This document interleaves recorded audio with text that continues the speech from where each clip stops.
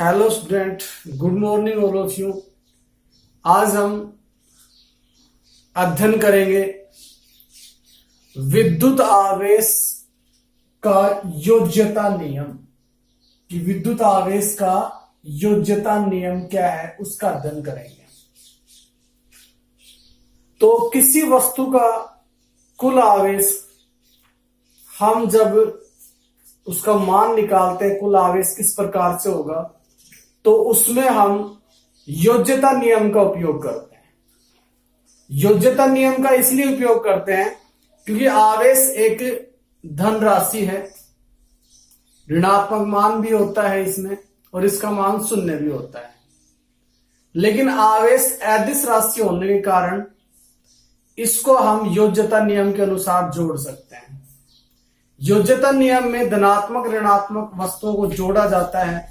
सभी धनात्मक वस्तुओं को जोड़ सकते हैं, सभी ऋणात्मक वस्तुओं को जोड़ सकते हैं। ऐसे हम उसका योजन करते हैं।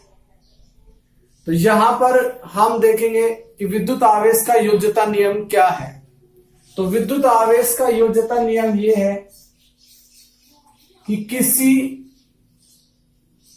वस्तु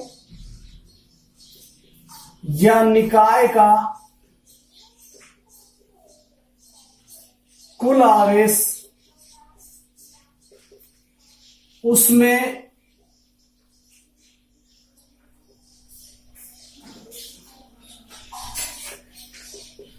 उपस्थित सभी आवेशों के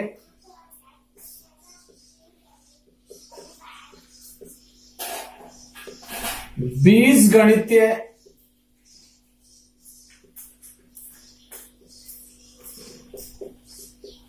योगफल के बराबर होता है। इसे हम विद्युत आवेशों का योज्यता नियम कहते हैं। कोई वस्तु, उसका कुल आवेश, उसमें उपस्थित सभी आवेशों को बीजगणितीय योगफल के बराबर होता है। मान लीजिए अपने पास कोई वस्तु है और इस वस्तु में Q1, Q2, Q3 ऐसे करके Qn तक आवेश उपस्थित है। तो इस वस्तु का कुल आवेश हमें जांच करना है यहां पर। तो कुल आवेश अपने पास आएगा, इसका सभी आवेशों का योग आएगा। जितने भी आवेश है इसमें, वो सभी आवेश यहां पर हम रख देंगे, चिन्ह के साथ रखा जाएगा।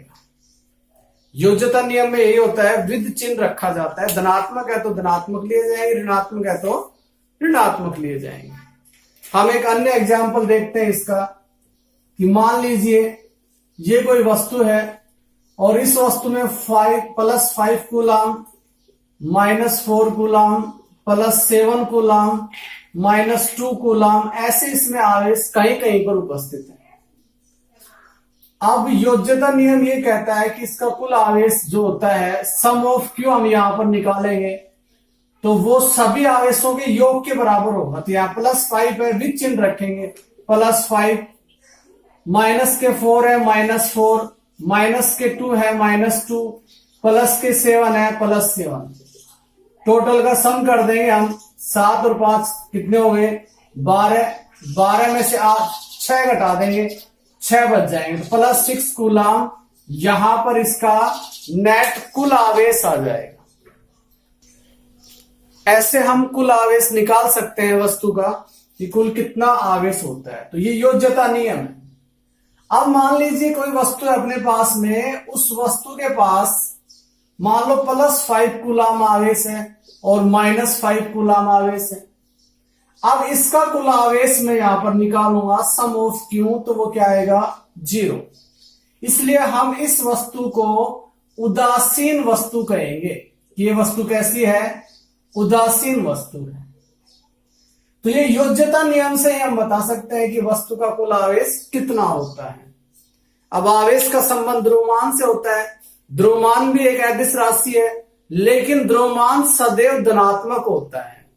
तो द्रव्यमान को भी हम योज्यता नियम से ही जोड़ते हैं कि जितना भी द्रव्यमान होगा, नेगेटिव तो हो नहीं सकता, पॉजिटिव होता है तो उसको जोड़ते चले जाते हैं, तो वहां प्लस है। यहां पर क्या है?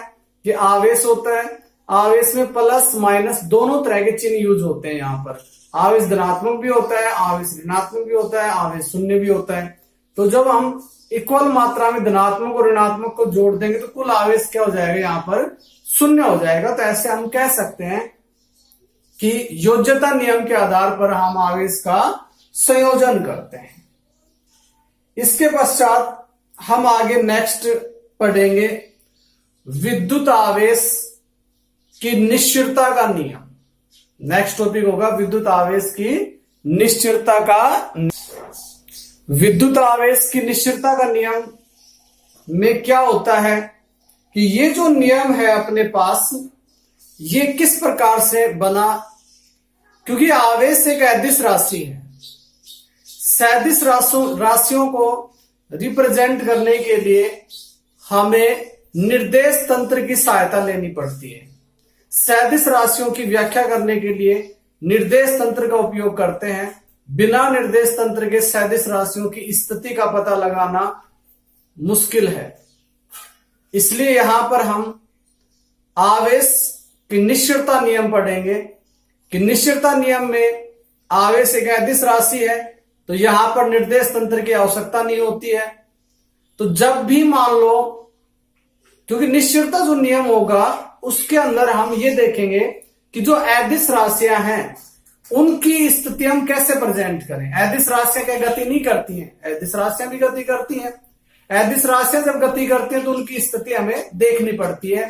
तो निर्देश तंत्र तो होता नहीं है, तो उनकी स्थिति में हम कैसे परिवर्तन हो रहा है कि नहीं हो रहा है, ये जांच करने के लिए हम निश्चलता नियम यहां पर अध्ययन करेंगे।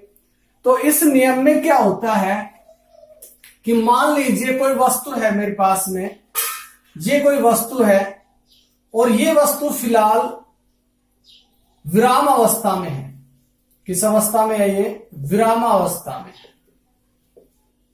और इस वस्तु पर क्यों आवेश उपस्थित है? कितना आवेश उपस्थित है?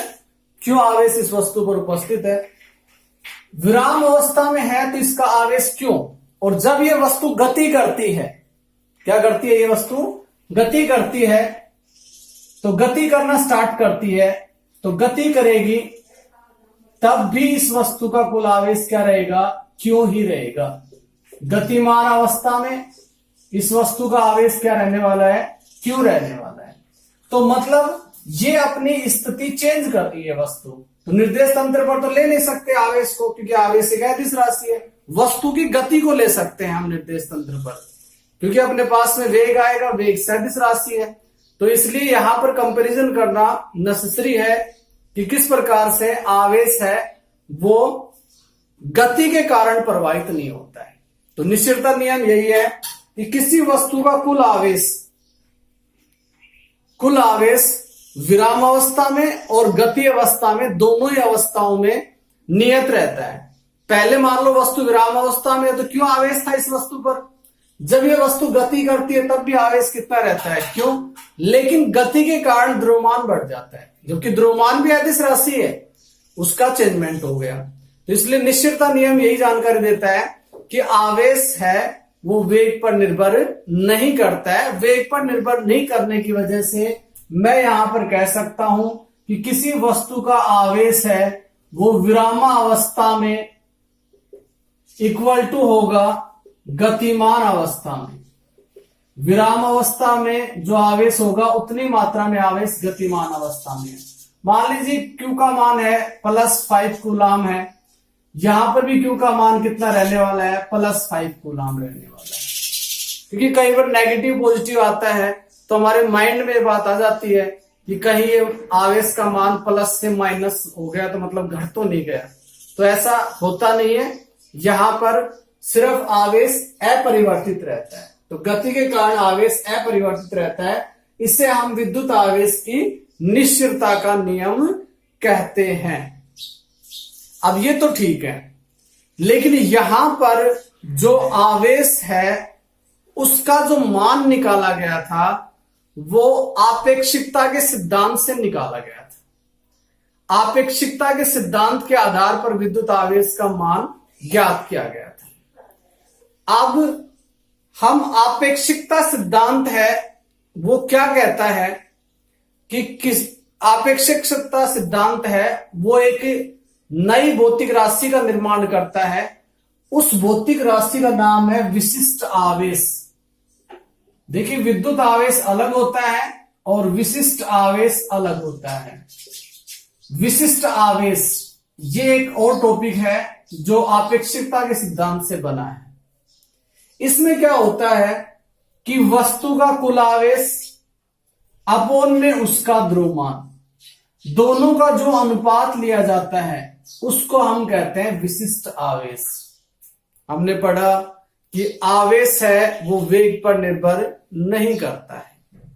लेकिन क्या होता है कि जब वस्तु उच्च वेगों से गतिशील करता है, कोई भी कण मान लो उच्च वेगों से गतिशील करता है, तो उच्च वेगों से गतिशील करेगा तो हमने पढ़ा था कि जब वस्तु का वेग लगभग प्रकाश के वेग के बराबर हो जाता है तो उसका द्रव्यमान है अपने पास में वो बढ़ जाता है। जैसे द्रव्यमान बढ़ जाता है अपने पास में तो विशिष्ट आवेश का मान घटेगा, क्योंकि विशिष्ट जो आवेश है वो होता है Q/m। जैसे m यहां पर बढ़ा तो ये अपने पास विशिष्ट आवेश है, इसका मान घट जाएगा। तो ये कणों पर लागू होता है।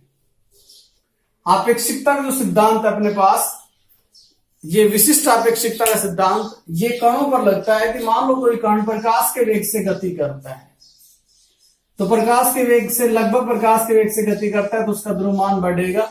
जैसे द्रव्यमान बढ़ेगा तो विशिष्ट आवेश है उसका वो घट जाएगा। तो विशिष्ट आवेश है वो वेग पर निर्भर करता है, विद्युत आवेश नहीं करता है। विशिष्ट आवेश वेग पर निर्भर करता है, क्योंकि विशिष्ट आवेश क्या होता है Q/m, ये द्रव्यमान पर डिपेंड करेगा। ठीक है, जैसे वस्तु का द्रव्यमान बढ़ेगा तो विशिष्ट आवेश का मान क्या हो जाएगा, कम हो जाएगा। तो इसे हम कहते हैं विद्युत आवेश की निश्चितता का नियम कहते हैं। इसकी परिभाषा भी यही है कि किसी वस्तु का आवेश है वो उसके वेग पर निर्भर नहीं करता है। परिभाषा देख लेते हैं एक बार।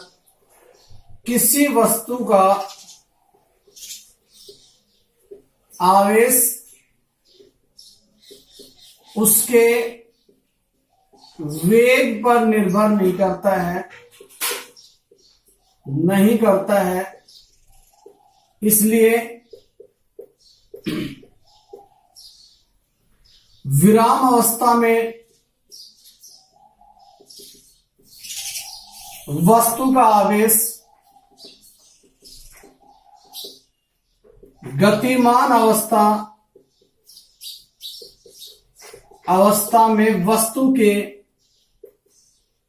आवेश के बराबर होता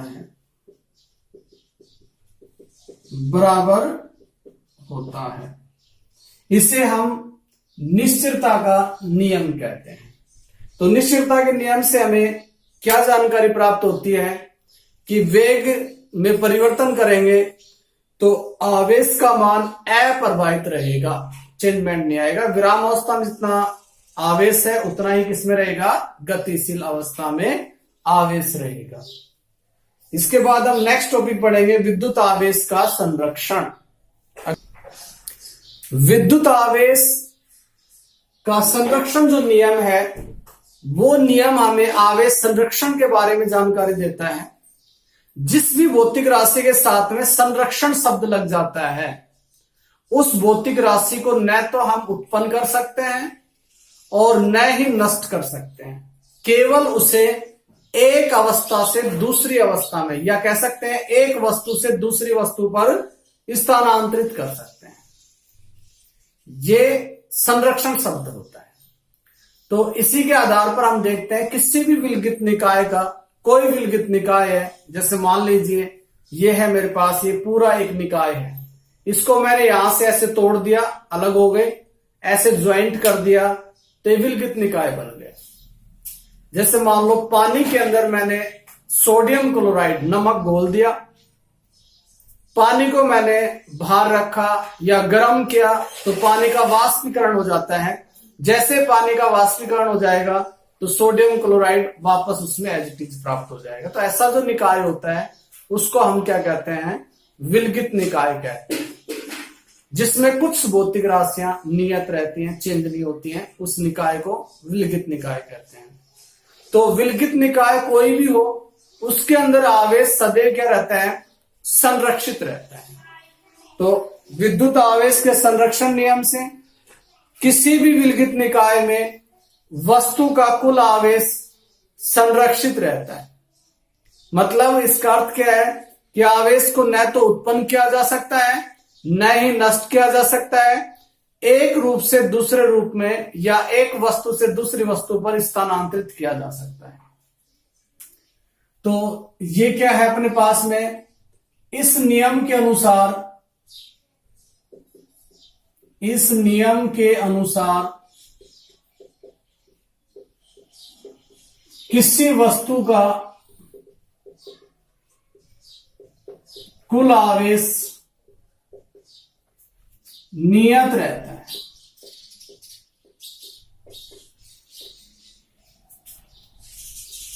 अर्थात इसका अर्थ क्या हो गया, न तो आवेश को उत्पन्न किया जा सकता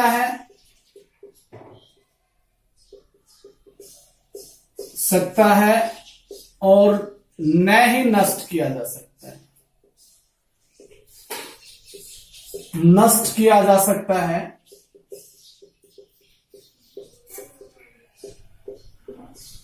इसे केवल एक वस्तु से दूसरी वस्तु पर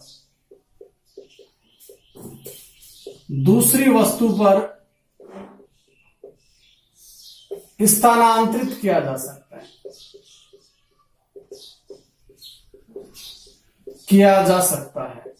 तो ये आवेश संरक्षण नियम की परिभाषा हो गई। अब इसके बाद में हम इसके अंदर देखेंगे, कुछ इसके एग्जाम्पल देखते हैं किस प्रकार आवेश संरक्षित रहता है। फर्स्ट एग्जाम्पल लेता हूं मैं कि मान लीजिए कोई कांच की छड़ है मेरे पास में, कांच की छड़ है, ये मान लो कांच की छड़ है। इस कांच की छड़ को मैं रेशम के कपड़े से रगड़ता हूं। रेशम का कपड़ा है, प्रारंभ में कांच की छड़ है वो उदासीन है, इस पर कुल आवेश 0 है। रेशम का कपड़ा है, ये भी उदासीन है, इस पर कुल आवेश क्या है, 0। जैसे इन दोनों का मैं घर्षण करवाता हूं, दोनों को आपस में ऐसे रगड़ते हैं, तो रगड़ने के बाद में क्या होगा कि कांच की छड़ पर धनात्मक आवेश आ जाता है और रेशम के कपड़े पर ऋणात्मक आवेश आता है। जितनी मात्रा में इस पर धनात्मक आवेश आता है उतनी मात्रा में इस पर ऋणात्मक आवेश आता है। तो मैंने दोनों को रगड़ा, आवेशन से पहले क्या हुआ, पहले यहां पर दोनों वस्तुओं पर कुल आवेश 0 था। आवेशन के बाद क्या हुआ कि जब दोनों आवेश वस्तुओं का आवेश देखता हूं, एक पर प्लस क्यू है और एक पर क्या है, माइनस क्यू, तो सम ऑफ क्यू निकालता हूं तो plus Q minus Q equal to 0। इसलिए मैं कह सकता हूं कि आवेश यहां पर क्या है, संरक्षित है। रगड़ने से पहले आवेश 0 था, रगड़ने के बाद भी आवेश कितना आ गया, 0 आ गया, इसलिए कुल आवेश संरक्षित है। और भी हम इसके एग्जाम्पल देख सकते हैं, जैसे मान लो अपने पास में एक शून्यीकरण प्रक्रिया है, शून्यांकीकरण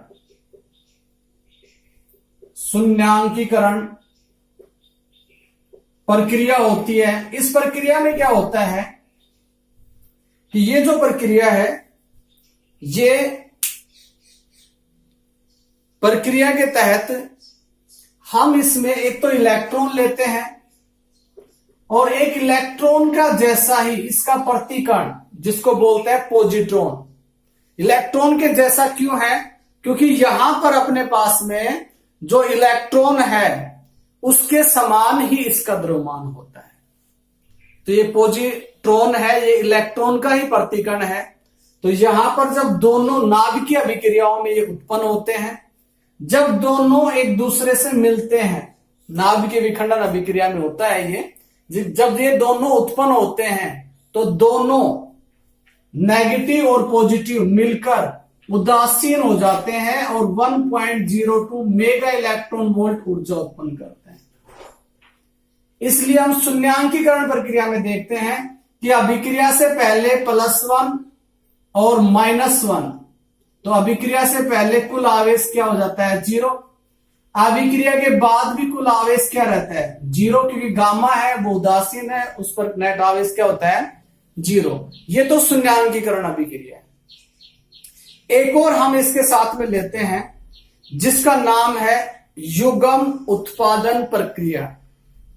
दूसरा इसी का अपोजिट रूप है जिसको मैं बोलूंगा युग्म उत्पादन प्रक्रिया। अब इसका उल्टा करके देखते हैं कि गामा है, अपने पास कोई विकिरण है जिसका नाम है विद्युत चुंबकीय विकिरण। इस विकिरण के पास में 1.02 मेगा इलेक्ट्रॉन वोल्ट ऊर्जा है। जैसे इसका मान लो यहां पर इसको डिवाइड करेंगे तो ये विभाजित होगी इलेक्ट्रॉन प्लस में पॉजिट्रॉन। ये पॉजिट्रॉन है और ये अपने पास में कौन है इलेक्ट्रॉन, तो इनमें युग्म बन जाएगा। युग्म की उत्पत्ति मतलब पेयर के रूप में, जब भी गामा है वो डिवाइड होगा तो पेयर के रूप में आएगा इलेक्ट्रॉन प्लस पॉजिट्रॉन। तो यहां पर भी हम देख सकते हैं अभिक्रिया से पहले नेट आवेश क्या था 0, अभिक्रिया के बाद -1 +1 कुल आवेश क्या रहा 0। ऐसे आवेश क्या होता है संरक्षित होता है। और भी इसके एग्जाम्पल हम देख सकते हैं। इसका थर्ड एग्जाम्पल अपने पास में है, ये है अपने पास में रेडियो धर्मी क्षय, मतलब रेडियो एक्टिवता से है, रेडियो धर्मी क्षय रेडियो एक्टिवता से है। अब रेडियो एक्टिवता जो प्रक्रिया होती है उसमें क्या होता है कि कोई भी रेडियो एक्टिव तत्व होता है वो स्वतः अल्फा बीटा गामा कणों का उत्सर्जन करता रहता है, खुद ही अल्फा बीटा गामा कणों का खुद ही। यदि उसको रोका भी जाए किसी प्रक्रिया द्वारा कि अल्फा बीटा गामा कण ना निकाले बाहर, तो वो रुकेगा नहीं, किसी भी प्रक्रिया से उसको रोक नहीं सकते हम, वो तो करेगा, अल्फा बीटा गामा कणों का लगातार उत्सर्जन करेगा, अल्टरनेट इसमें चलता रहता है। तो ऐसी अभिक्रियाओं को देख लेते हैं। तो ऐसी अभिक्रिया में हम लेते हैं यूरेनियम को, यूरेनियम 238 है, 92 है यहां पर, इससे थोरियम बनता है। यूरेनियम है वो अल्फा कण निकालता है, यहां पर अल्फा कण क्या होता है अपने पास, अल्फा कण होता है हीलियम का नाभिक 24। और ये जैसे यूरेनियम यहां से अल्फा कण का उत्सर्जन करता है तो इसके अंदर थोरियम बनेगा 9234। तो अब इस अभिक्रिया में देखते हैं यहां पर कि ये डिवाइड हो गया 2 कणों में। तो अभिक्रिया से पहले नेट कितना है 92, इसका आवेश है 92e है। अभिक्रिया के बाद इसका क्या होगा, अभिक्रिया के बाद भी होगा 90 + 2, तो 92e यहां पर आएगा।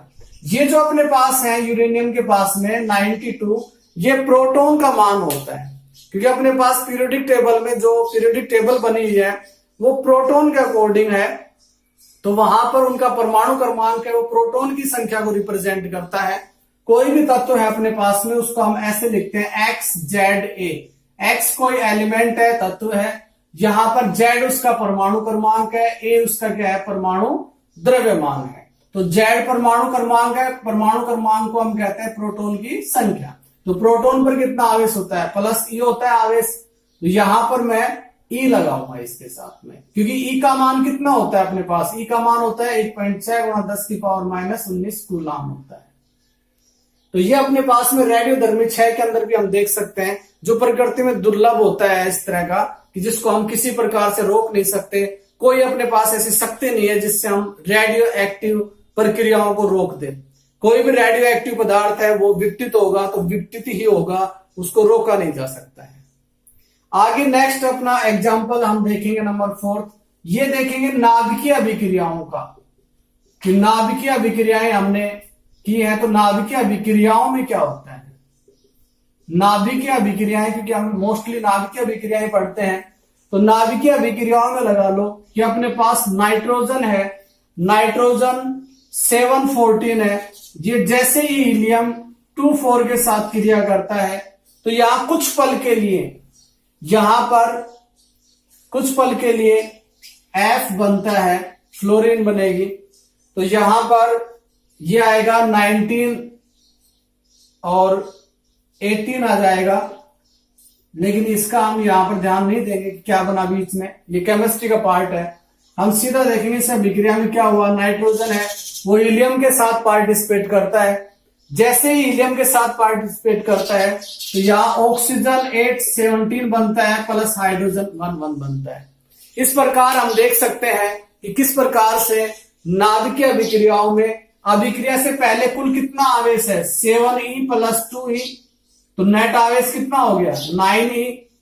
अभिक्रिया के बाद कितना होगा कुल आवेश 8e प्लस 1e मतलब 9e। तो अभिक्रिया से पहले भी 9e था, अभिक्रिया के बाद भी कितना है 9e। इस प्रकार हम कह सकते हैं कि आवेश है वो सदैव क्या होता है संरक्षित होता है। आवेश को न तो उत्पन्न किया जा सकता है न ही नष्ट किया जा सकता है, और इस नियम का कोई भी अपवाद नहीं है। काफी नियम है भौतिक विज्ञान में कि उनके अपवाद मिलेंगे, लेकिन इस नियम का कोई भी अपवाद नहीं है। आज इतना ही काफी है, इसको पढ़िए, एंजॉय कीजिए, स्टे होम स्टे सेफ, घर पर रहिए, सुरक्षित रहिए।